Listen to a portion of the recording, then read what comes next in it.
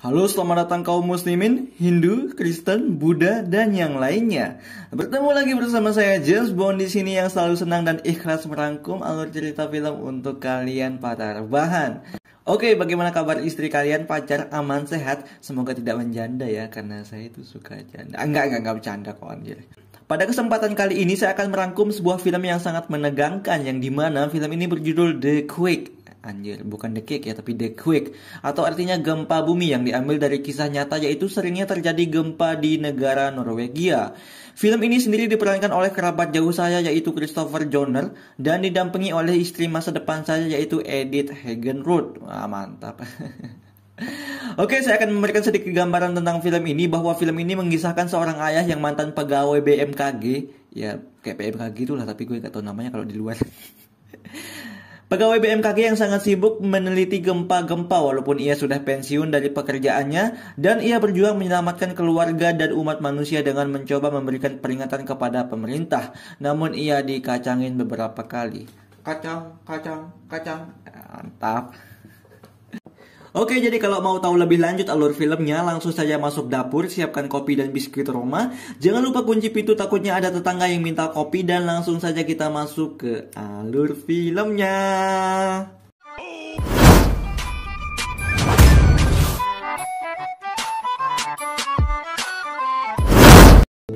Pada awal film kita akan diperlihatkan sebuah berita wawancara yang dimana dalam berita tersebut membicarakan tentang sebuah gempa bumi dan tsunami yang terjadi di sebuah negara.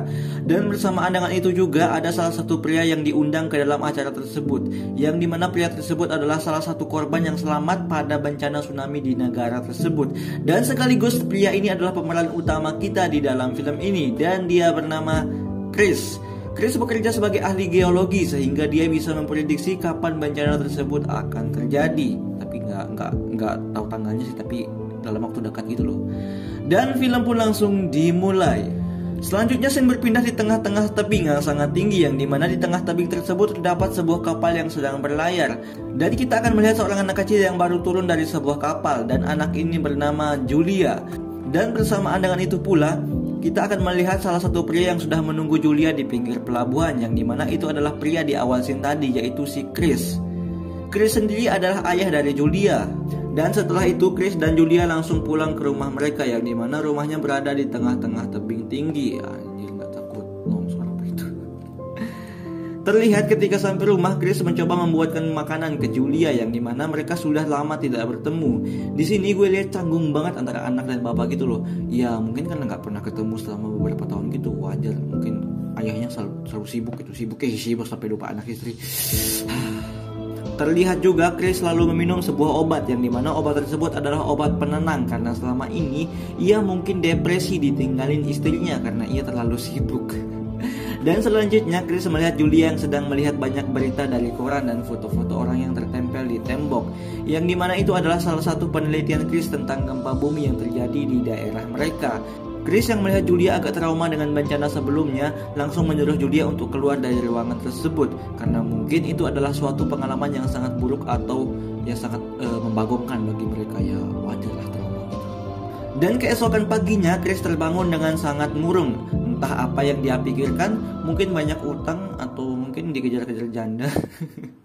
Dan setelah itu dia langsung keluar melihat Julia anaknya sedang menyiapkan makanan di dapur. Namun nampaknya Chris langsung menyuruh Julia untuk kembali dan meninggalkan Chris sendiri di sana. Entah alasan Chris mengatakan seperti itu apa, gue nggak tahu. Julia sendiri terlihat sangat sedih karena ia ingin bersama ayahnya cukup lama. Namun Chris tidak mengizinkannya untuk tinggal cukup lama di rumahnya. Tidak lama kemudian Chris langsung mengajar Julia ke pelabuhan. Dan setelah sampai pelabuhan, Chris melepas Julia, dan ketika kapal Julia akan berangkat, Chris mencoba mengejar untuk memberikan sebuah topi. Namun sayangnya sekali Anda telat. Dan terlihat pula ketika Julia sudah berangkat, Chris seperti depresi gitu loh, atau ya kangen lah gitu, tapi terpaksa suruh anaknya pergi. Setelah itu scene beralih di sebuah terowongan di pinggiran kota Oslo, yang dimana ada salah satu pekerja yang akan memeriksa lubang di sana. Dan ketika pekerja tersebut akan memasuki lubang, gempa bumi berkekuatan kecil pun terjadi, sehingga sang pekerja agak sedikit berhenti, tapi tidak menunggu lama, ya lanjut lagi gitu. Kemudian scene beralih ke rumah Chris, yang dimana Chris mendengar di berita bahwa di terowongan yang kita lihat tadi itu runtuh dan menyebabkan 2 korban jiwa tewas di sana, yang dimana itu adalah bapak-bapak pekerja tadi dan satu mobil yang melintas. Chris yang mendengar berita tersebut sebagai ahli geologi yang sangat berpengalaman profesional langsung melakukan penelitian dengan melihat berita-berita sebelumnya tentang terowongan tersebut, yang dimana Chris merasa akan terjadi sebuah gempa yang sangat besar tidak lama lagi. Dan dia sangat khawatir terhadap anak dan istrinya dan langsung memutuskan untuk pergi ke kota. Mungkin Chris berniat untuk memberitahu pemerintah akan terjadi gempa yang sangat besar sehingga pemerintah bisa bersiap-siap untuk mengevakuasi warganya. Tidak lama kemudian Chris sampai di kantor BMKG. Di kantor BMKG Chris memeriksa data-data dari gempa sebelumnya. Di sana Chris diperlihatkan aktivitas lempengan guncangan yang menurut tim BMKG semua masih baik-baik saja dan terkendali. Karena menurut mereka getaran tersebut disebabkan oleh aktivitas proyek biasa. Namun Chris merasa itu tidak sedang baik-baik saja. Chris menganggap itu adalah gempa bumi yang terjadi secara alami dan bukan disebabkan oleh proyek. Setelah itu Chris memutuskan untuk pergi ke rumah korban di terowongan sebelumnya, yang dimana korban tersebut adalah rekan kerja Chris dulu. Dan Chris mencoba meminta catatan pekerjaan dari korban agar Chris bisa tahu data yang sebenarnya tentang gempa tersebut. Kemudian Chris langsung melihat-lihat ke ruangan kerja dari rekan kerjanya tersebut yang sudah tewas dan menemukan sebuah peta yang sudah ditandai. Chris mencoba memperhatikan dengan seksama dan langsung menghubungi temannya di BMKG, yang dimana Chris mengatakan bagaimana mungkin kita tahu bahwa getaran tersebut dihasilkan oleh suatu proyek, karena Chris mengira itu adalah gempa alami dan bukan sebuah getaran dari proyek. Kemudian Chris meminta bantuan untuk mengonfirmasi kepada pihak kontraktor proyek apakah saat itu ada sebuah aktivitas proyek sehingga terjadi getaran.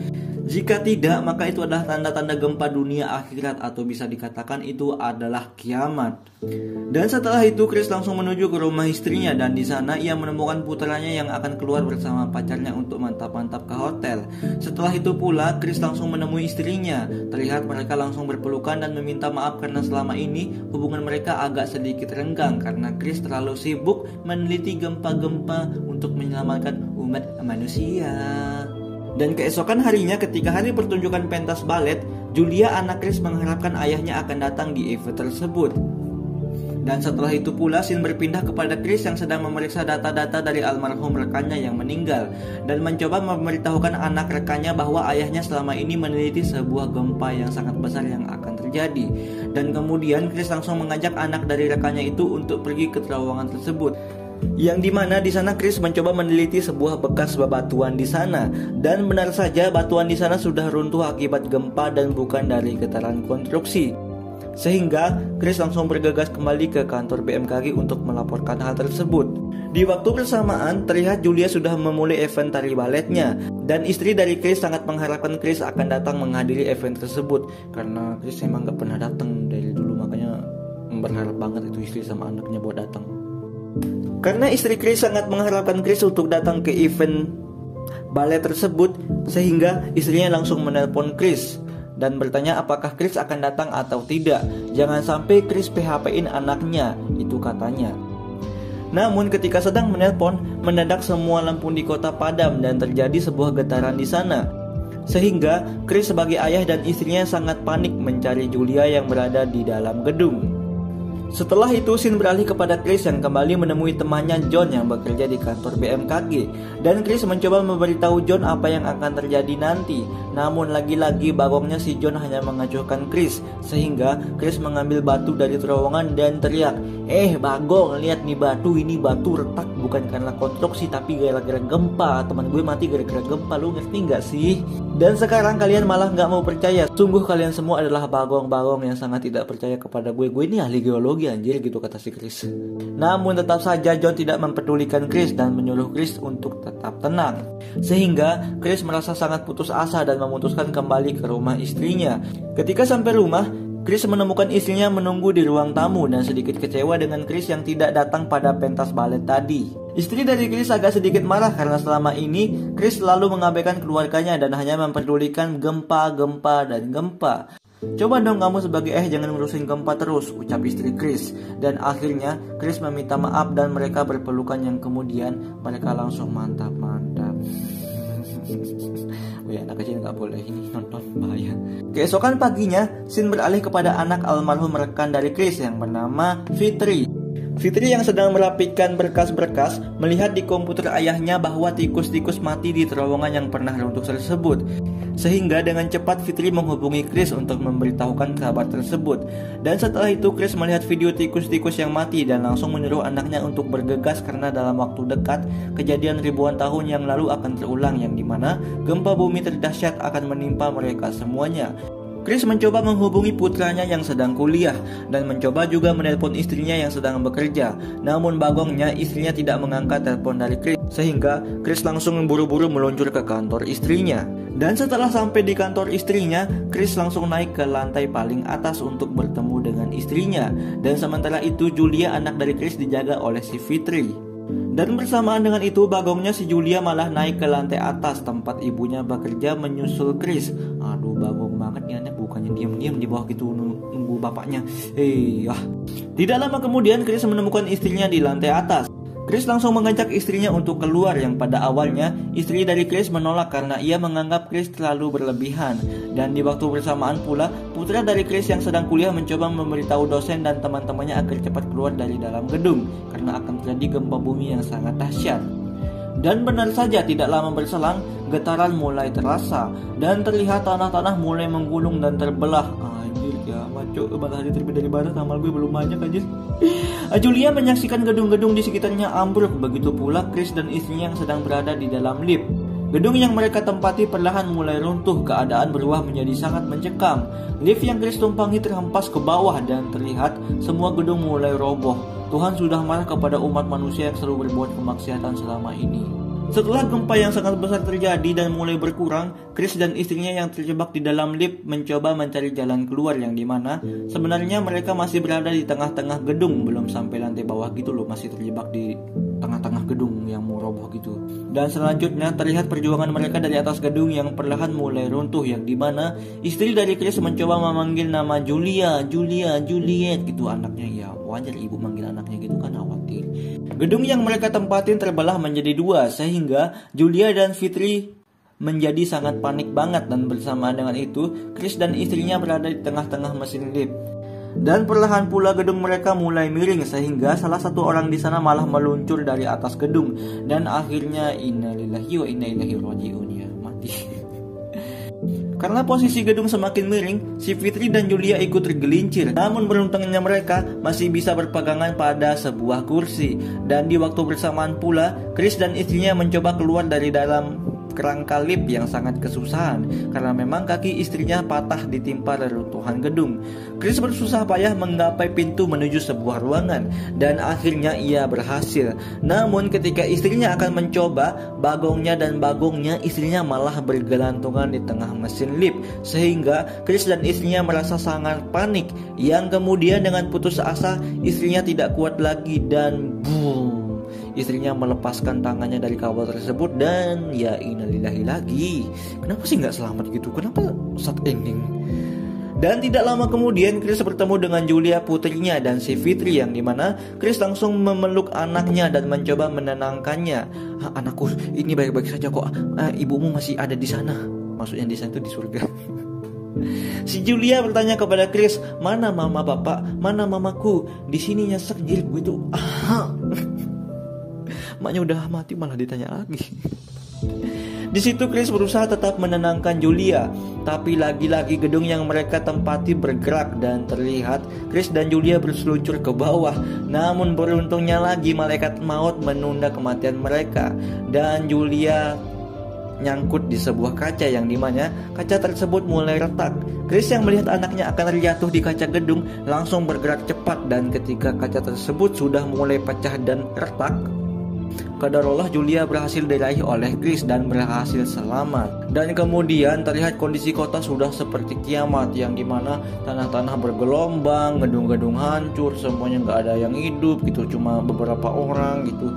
Dan di akhir scene, si Fitri kembali ke ruangan almarhum ayahnya dan mengingat ternyata selama ini ayahnya meneliti hal yang sangat penting bagi umat manusia, seperti lagu Bang Roma gitu loh. Kalau sudah tiada baru terasa tedet anjay. Dan terlihat pula Chris dan Julia kembali ke rumah ayahnya yang berada di tengah-tengah tebing untuk mencari kehidupan baru. Bukan mencari ya, tapi untuk memulai kehidupan baru. Dan di akhir scene pula kita akan melihat teks bahwa Norwegia memang sering terjadi gempa. Dan para peneliti tidak menutup kemungkinan bahwa di masa depan akan ada gempa yang akan memusnahkan umat manusia. Atau dengan kata lain, itu adalah kiamat yang datangnya dari Tuhan. Makanya kalian para bagong, cepat tobat. Jangan sampai kalian menyesal sebelum matahari terbit dari barat, sebelum apalagi tentang kiamat, ya itulah. Oke, terima kasih kepada kalian yang sudah menonton video dari channel ini. Sedikit gue simpulin bahwa jangan pernah Anda mengambil gorengan 5 dan hanya memberitahu Anda mengambil 2 gorengan, karena itu haram anjir. Haram nggak mabok haram. Ingat, dunia ini sementara, semua akan mati seperti hadis Nabi Muhammad SAW, taraktu fikum amrani lan tadilu ma tamassaktum bihima kitaballahi wa sunnah. Dan juga ma dunya fil akhirati illa mislu ma yajalu ahdakum isbi'ahu fil yami falyanzur ma yarji. Jadi dunia itu sementara, itu aja. Jadi segitu aja kesimpulan dari film ini. Jangan lupa like terus dan subscribe, yang dimana itu dukungan buat gue dari kalian. Dan akhir kata saya James Bond mengucapkan, segenap tim yang bertugas mengucapkan Assalamualaikum warahmatullahi wabarakatuh.